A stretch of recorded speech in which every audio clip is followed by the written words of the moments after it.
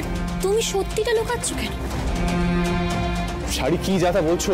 সার্থক তুই রেগে যাচ্ছিস কেন? বর্ধা ভাই তুই তো কোনো পাপ করিসনি, এটা তো স্বাভাবিক। তোরা ভুলভাল কথা বলছিস। দাদু ভাই, ভালোবাসা কোনো পাপ নয়, অন্যায় নয়। আমি সেরকম কোনো ব্যাপারই নয়। না না, তাহলে কি ব্যাপার সেটা তো বলো। দেখো সার্থক, সত্যি কথা বলতে কি, মেয়েটাকে আমারও খুব ভালো লাগে জানো। অবশ্য তার প্রধান কারণ হচ্ছে মেয়েটাকে দেখতে একেবারে হুবহু শোলকের মতো। তো হুবহু শোলক বলে কি? সার্থক দা, তুমি তো ওর খোঁজ খবর নিয়েছো, এমনকি ওর মেসেও গেছো। তাতে কি হয়েছে? আমি ভদ্রতার খাতিরে গেছিলাম, কেমন আছে মানুষ হিসেবে জানতে গেছিলাম, আর তাতে তোমরা আকাশ পাতাল ভেবে নিচ্ছ। না না, এটা একদম ঠিক না। তোমরা ভুল ভাবছো, ভুল করছো। যদি বলি যে যা করছি ঠিক করছি, এবং যা করছি সেটা তোমার ভালোর জন্য করছি, কারণ তোমাকে ভালো রাখার দায়িত্ব আমাদের, আর তোমাকে ভালো থাকতে হবে। মেয়েটা এত বড় একটা অফিসার, আমরা তো এবার সত্যি কথা বলবো ভাবছি। প্লিজ বাবা, এসব করতে যেও না। আমি শুধু শোলককেই ভালোবাসি। শোলক ছাড়া আমার জীবনে আর কেউ থাকবে না। সার্থক, কোথায় যাচ্ছ তুমি? বাবা প্লিজ এসব থাক। আমার জীবনে সত্যি আর কাউকে প্রয়োজন নেই। দাদু ভাই, কেন এরকম বলছো? এক্ষুনি তো বলছি না, তোমার মত পেলে তবে মেয়েটির সঙ্গে কথা বলবো, তারও তো মতামতের প্রয়োজন আছে। আমার মনে হয় সেও রাজি হয়ে যাবে। সার্থক দাকে সেও পছন্দ করে, আমার মনে হয় এটা। আমার বদ্দা ভাইকে অপছন্দ করার মতো তো নয়। প্লিজ তোমরা যে যার ঘরে যাও, আমাকে একটু একা থাকতে দাও প্লিজ। ঠিক আছে যাচ্ছি, কিন্তু তুমি তো ভাবো সার্থক, তুমিও ভাবো, আমরাও ভাবছি, আর লক্ষ্মীর সাথে কথা বলবো অবশ্য। আর লক্ষ্মীর যদি মত থাকে তাহলে কিন্তু এই 4 হাত আমি এক করে দেবো, তোমার কোনো কথা শুনবো না, সেটাও আমি বলে গেলাম। যাকে চলুন না, চলো তোমরা ওকে ঘুমোতে দাও, চলো। বাবা আমার কথাটা শোনো। বাবা হতে পারে না এটা। শোলককে আমার জীবন থেকে কেউ সরাতে পারবে না, এমনকি লক্ষ্মী রানী বটব্যালা নয়।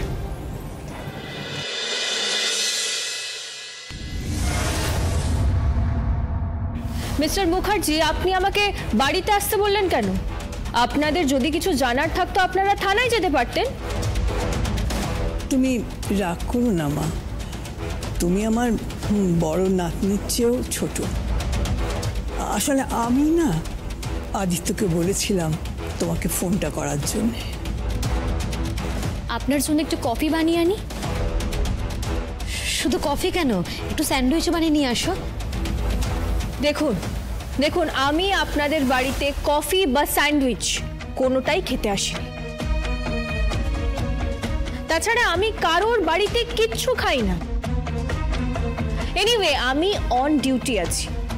আপনাদের যদি কিছু জিজ্ঞাসা থাকে তাহলে বলুন, নাহলে প্লিজ আমার টাইমটা নষ্ট করবেন না। আমার সময়ের অনেক দাম, হাতে অনেকগুলো কেস, আমার দেরি হয়ে যাচ্ছে। একটা কথা তোমাকে, সরি ভেরি সরি, আপনাকে একটা কথা বলার আছে। হ্যাঁ বলুন, বলার জন্যই তো আমাকে ডেকে পাঠিয়েছেন। 1 মিনিট, আপনারা কি কেসের নতুন কোনো তথ্য পেয়েছেন, কোনো প্রমাণ দেবেন?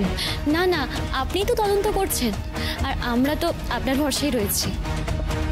বলছিলাম যেটা বলবো সেটা। তখন থেকে আমতা করছেন কেন? আদিত্য বলো না। বলছিলাম যে মা, আপনিও তো বলতে পারেন। না, সে তো বলতেই পারি, কিন্তু ও যা রাগী।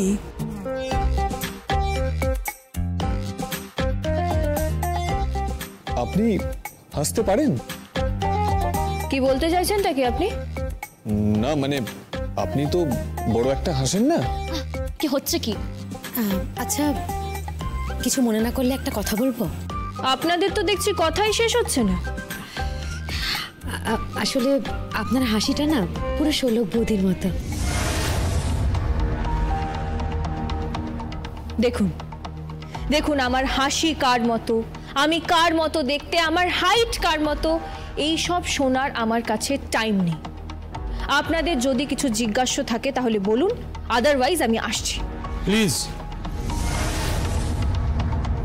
প্লিজ যাবেন না। ব্যাপারটা কি বলুন তো? আমাকে ডাকলেন কেন? আমি তো কিছু বুঝতে পারছি না। বলছি, সব বলছি। এই শাড়ি, তুমি বলো না। দিদা, আমি নই। বাবা, কি এমন কথা হচ্ছে মম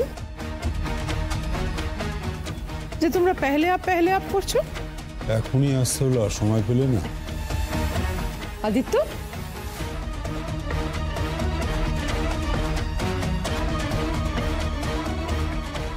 তুমি কিছু বললে? না, কই না তো, না কিছু বলিনি। কিছু তো একটা বলছিলে তুমি ড্যাড। জয়বাবু কখনো ভালো কিছু বলতে পারে নাকি? তা উনি হঠাৎ এখানে? ও, আপনার তো দেখছি মুখ এখনো বন্ধ হয়নি। ওই দিন এত মার খাওয়ার পরেও আপনার শিক্ষা হয়নি। হ্যাঁ ম্যাডাম। আহ ভাই, বিকুল, উনি এই মুহূর্তে আমাদের বাড়ির গেস্ট, অতিথি। দেখছো না সবাই ওনার সঙ্গে গোল টেবিল বৈঠক করছেন। জানতে পারি আবার কিসের জন্য এসেছেন? কি তদন্ত করতে? নতুন কোনো তথ্য পেয়েছেন নাকি? পেতেই পারেন অচল, উনি পেতেই পারেন, কিন্তু আমার প্রশ্নটা একটু আলাদা। মানে আমি এখানে এসে যা বুঝলাম, এখানে একটা অন্য কোনো বিষয় নিয়ে কথা হচ্ছিল না শাড়ি? কোয়েল, এখানে এক্স্যাক্টলি কি বিষয় নিয়ে কথা হচ্ছিল? মম, মানে বিষয়টা হচ্ছে তো তোমরা নাকি অনেক দেরি করে আসবে, তাই তো বলে গেলে। কেন মম, আমরা আসাতে কোনো অসুবিধা হলো মনে হচ্ছে? কি ম্যাডাম, কি হচ্ছে এখানে? না মানে সবাই মিলে একসঙ্গে বসে বেশ একটা খোশ গল্প আড্ডা এইসব হচ্ছে না? ড্যাড, কি ব্যাপার বলো তো? দেখুন দেখুন আপনাদের বাড়িতে খোশ গল্প করতে আমি আসিনি। তাছাড়া ওনারা আমাকে কেন ডেকেছেন সেটাও আমার কাছে ক্লিয়ার নয়। তখন থেকে গৌর চন্দ্রিকা করে যাচ্ছেন, আসল কথাটাই তো এখনো বলছেন না। আদিত্য, বলে দাও কি জন্য ওনাকে ডেকেছো, সেটা বলো মম। হ্যাঁ বলবো, নিশ্চয়ই বলবো, কিন্তু আরে তখন থেকে তো কিন্তু পরন্তু করছো কেন বলো তো? মনে তো হচ্ছে কিছু একটা আড়াল করতে চেষ্টা করা হচ্ছে। আমাদের থেকে তো ভূত দেখার মতো করলে তো। হ্যাঁ, কে বললো? কে আবার বলবে? নিজের চোখেই তো দেখলাম। না দেখো আদিত্য, আমরা তো স্পষ্ট বুঝতে পারলাম তোমরা আড্ডা মারছিলে, আমরা আসতেই মনে হলো যেন আগুনে কেউ জল ঢেলে দিয়েছে।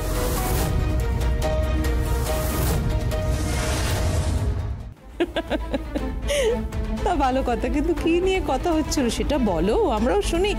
আমি তোমার ওয়াইফ, এই বাড়ির একজন, সো জানার অধিকার তো আমার আছে। দেখুন দেখুন আপনাদের এই ফ্যামিলি ড্রামাটা না জাস্ট নেওয়া যাচ্ছে না। যদি অসুবিধে তাকে বলতে তাহলে ফোনে বলে দেবেন, ওকে?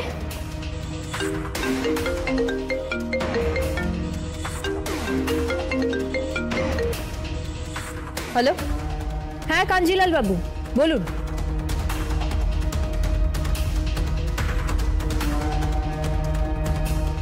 হোয়াট?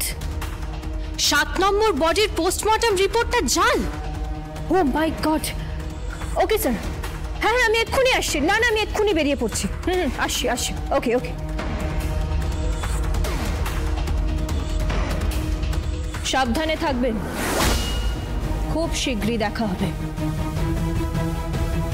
তদন্তের কাজটা অলমোস্ট গুছিয়ে ফেলেছি, সাবধানে থাকবেন।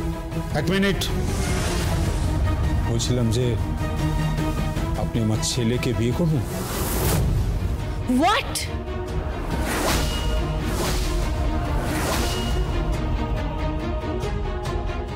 হ্যাঁ, আমার বড় পুত্র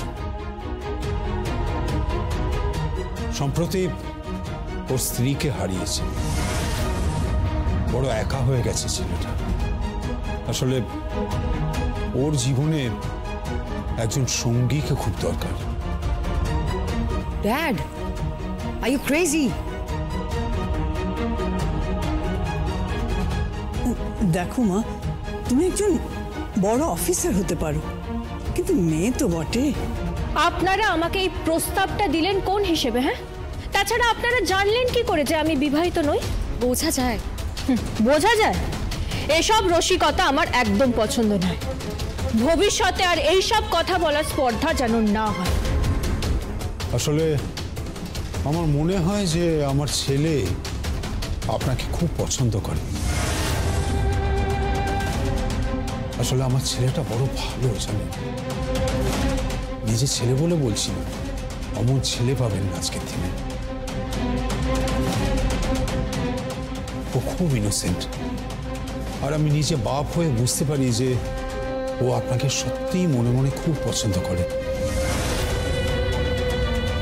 তার অবশ্য একটা কারণও রয়েছে, কারণ আমার পুত্রবধূকে দেখতে একেবারে আপনার মতো,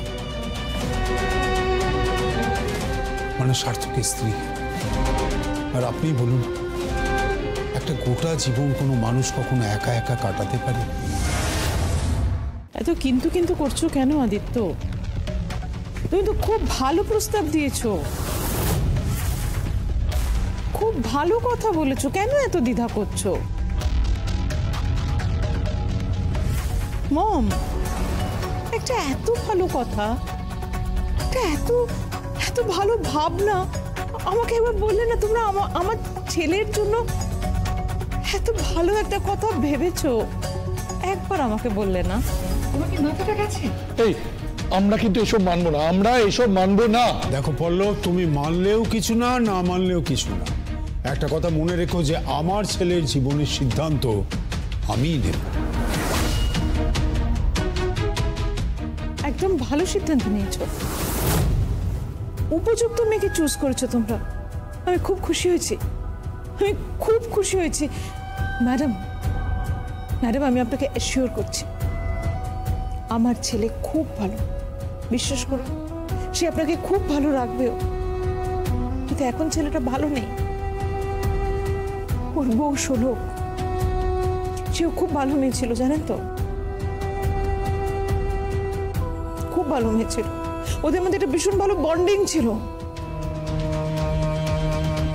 অনেক কিছু গন্ডগোল ছিল, হয়েছিল বাড়িতে, কিন্তু সেগুলো না সব ঠিকঠাক হয়ে যাচ্ছিল, সব ঠিকঠাক হয়ে ওরা ভালো থাকবার মতন একটা পরিস্থিতি হচ্ছিল, আর একটা এত বড় দুর্ঘটনা ঘটে গেল। আবার সব কিরকম যেন এলোমেলো হয়ে গেল।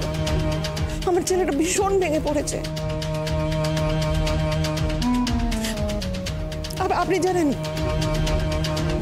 আপনি জানেন আমি যা ভুল করেছি, আমি যা অন্যায় করেছি, আমি ওর কাছে ক্ষমাও চেয়েছিলাম, শোলকের কাছে। ও আমাকে ক্ষমাও করে দিয়েছিল, ও আমাকে মা বলে ডাকছিল, জানেন? আমি আর ও যখন কথা বলছিলাম না সেদিন, ও যে কি খুশি হয়েছিল আমি আপনাকে বোঝাতে পারবো না। এতদিন পরেই তো মাকে মায়ের মতন লাগছে।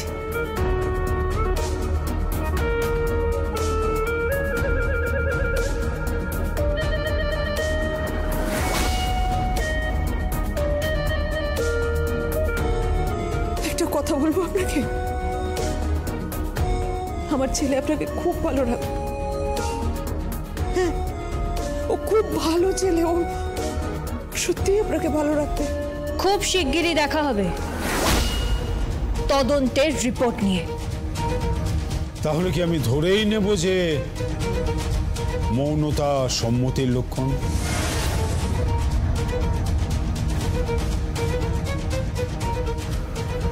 আসছে।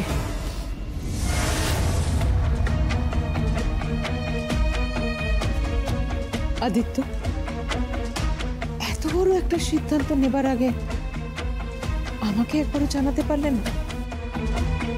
হ্যাঁ, আগে ছেলের মা হও, তারপর তোমাকে সব জানাবো, নিশ্চয়ই জানাবো। শাড়ি, তুমি আমার পুজোর ঘরে সব গুছিয়ে দাও তো, অনেক বেলা হলো, আমি পুজোয় বসবো। কোয়েল, হ্যাঁ ঠাম্মি। আয় তো মা আমার সঙ্গে, চল।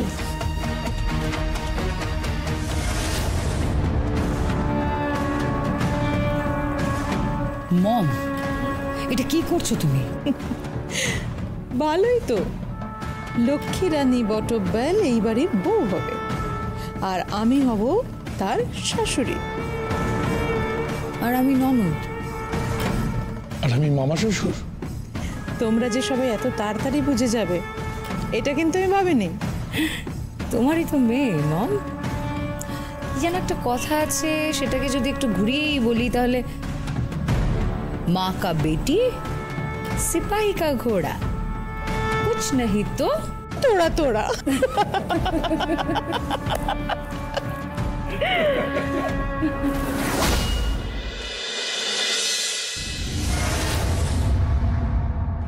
আদিত্য, বিশ্বাস করো তখন তোমরা আমাদের দেখে এমন একটা রিয়াক্ট করলে না, ঠিক মনে হলো যেন ভূত দেখছো।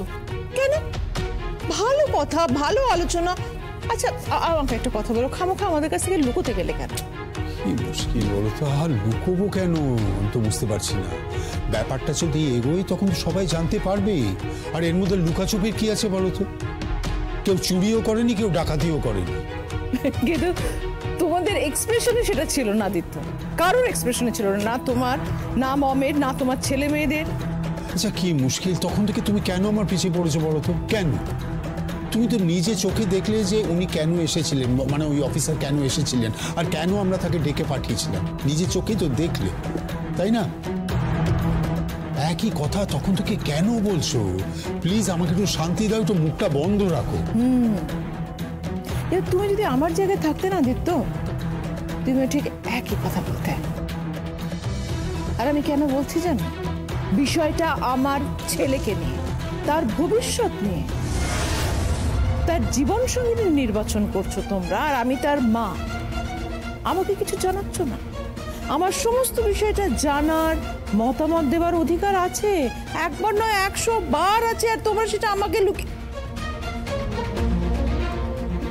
তোমার কেন মনে হলো আদিত্য যে ওই মেয়েটা আমার ছেলের জন্য উপযুক্ত? কেন মনে হলো? এমন তো নয় যে দেশে মেয়েদের অভাব পড়েছে। তুমি কি আমাকে জেরা করছো প্রিয়দর্শী? জেরা ভাবলে জেরা? আমি একটা সাধারণ কথা সাধারণভাবে জিজ্ঞেস করেছি, তোমার মনে হচ্ছে জেরা? আমি তো শুধু এইটুকুনি জানতে চাইছি কেন মনে হলো, কেন তুমি এটা করলে। তুমি সেই উত্তরটা দিচ্ছ না আদিত্য। তুমি ষোলকের লাশটা দেখতে গেছিলে না?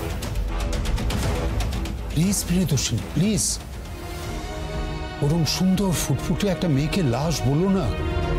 ওই মেয়েটা তোমার মেয়ের থেকেও বয়সে অনেক ছোট, অনেক ছোট। মেয়েটা যখন এ বাড়িতে এসেছিল কোনোদিন তো ভালোবেসে তার পাশে বসোনি, একটা কথা বলনি তার সঙ্গে, অথচ সে কত বড় মুখ করে তোমাকে মা বলে ডেকেছিল, কিন্তু তুমি একবারও তাকে ভালোবাসো। দেখো আদিত্য, আজকের দিনে দাঁড়িয়ে এটা ভীষণ অবান্তর কথা। যেটা হবার তো হয়ে গেছে। না, হয়ে যায়নি। আর তুমি সত্যিটা জানতে চাইছো তো? আমার কি অনুভূতি, আমি কি করেছি জানতে চাইছো তো? হ্যাঁ, একদম ঠিক বলছো। আমি ওকে প্রথমে ভালোবাসিনি, অনেক খারাপ ব্যবহার করেছি, কিন্তু আমি পরে সেই ভুলটা বুঝতে পেরেছি। তাই জন্য আমি নিজেকে শুধরেছি। আমি ওকে কিন্তু গ্রাম থেকে ডেকে পাঠিয়েছি, আমি ওকে কাছে টানার চেষ্টা করেছি, আমি ওকে ভালোবাসার চেষ্টা করেছি। 1 মিনিট, এগুলো কিন্তু তুমি জানতে, আজকে তুমি অস্বীকার করো না। প্রিয়দর্শিনী, আজ এত বছর আমরা এক ছাদের তলায় রয়েছি। একটা প্রশ্ন করবো তোমাকে, একটা সত্যি কথা বলবে? কি জিজ্ঞেস করবে করো, তবে তো বলবো। তুমি কি কিছু জানো? কি ব্যাপারে? ষোলক বাজি পোড়াতে গিয়ে কিভাবে আগুনে পুড়ে গেল প্রিয়দর্শিনী? কিছু জানো নাকি? একটা সামান্য তুবড়ি কি করে ফেটে গেল? বলো প্রিয়দর্শিনী, আমাকে বলো, তুমি যে জানো আমাকে বলো।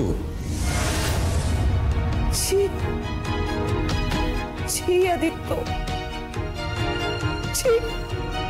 এত বছর আমার সঙ্গে সংসার করার পর আদিত্য তুমি আমাকে একটু বিশ্বাস করো না? আমাকে তুমি একটু বিশ্বাস করো না আদিত্য? তুমি আমাকে এসব কি জিজ্ঞেস করছো আদিত্য? আমি ভাবতেও পারছি না। হ্যাঁ আমি জানি আদিত্য আমি ওকে ভালোবাসতাম না, আমি ওকে পছন্দ করতাম না, আমি জানি। আমার সঙ্গে ওর অনেক মাগ বিতণ্ড হয়েছে, অনেক ঝগড়াঝাটি হয়েছে, আমি সব জানি। কিন্তু একটু ওইটুকুনি মেয়েকে আমি পৃথিবী থেকে সরিয়ে দেবো এটা তোমার মনে হলো? তুমি এটা বললে কি করে আদিত্য? তুমি আমার সম্বন্ধে এরকম কথা মনের মধ্যে রাখলে কি করতে? তুমি এটা ভাবলে কি করে, এটা বললে কি করে আদিত্য? আমি ভাবতে পারছি না। আমার মনে হচ্ছে আমি লজ্জায় মাটিতে মিশে যাবো যে আমার বর আমার সম্বন্ধে এরকম ভাবে। আদিত্য আদিত্য মম মম কি কাঁদছো কেন তুমি? আদিত্য তোমার মনের মধ্যে সত্যি আমার সম্বন্ধে এরকম ধারণা? বলো না আমার সম্বন্ধে এইরকম ধারণা তোমার? মম কি হয়েছে? কাঁদছো কেন? আমায় বলো কি হয়েছে, আমায় বলো। ড্যাড কি ব্যাপার বলো তো? দুটো মুহূর্ত ভালো করে কথা বলতে পারো না তুমি এই মানুষটার সাথে? This is not done. Mom কি হয়েছে? কেঁদো না তুমি, আমায় বলো কি হয়েছে? আমার কাউকে মুখ দেখাবার কোনো জায়গা রাখলো না তোমার বাবা। ও কি মনে করে জানো, এই যে সোনকের অ্যাক্সিডেন্টটা হয়েছে সেই অ্যাক্সিডেন্টের পেছনে আমার হাত আছে। হোয়াট? হ্যাঁ ড্যাড তুমি এইসব কথা বলেছো মামকে? কেন? আরে বাবা যখন যা মনে হয় তাই বলতে থাকো। সব সময় তুমি মমকে এভাবে ইনসাল্ট করো। বাড়ির সবাই যখন যেভাবে যা মনে হয় মমকে বলে যায়। মম তো তোমার ওয়াইফ, ইউর বেটার হাফ। কোথায় তুমি ওনাকে প্রোটেক্ট করবে, সাপোর্ট করবে, তা না তুমি আঙুল তুলে যাও। আচল, তুমি তোমার মাকে কতটা চেনো আমি জানি না, তবে আমার থেকে ভালো ওনাকে কিন্তু কেউ চেনে।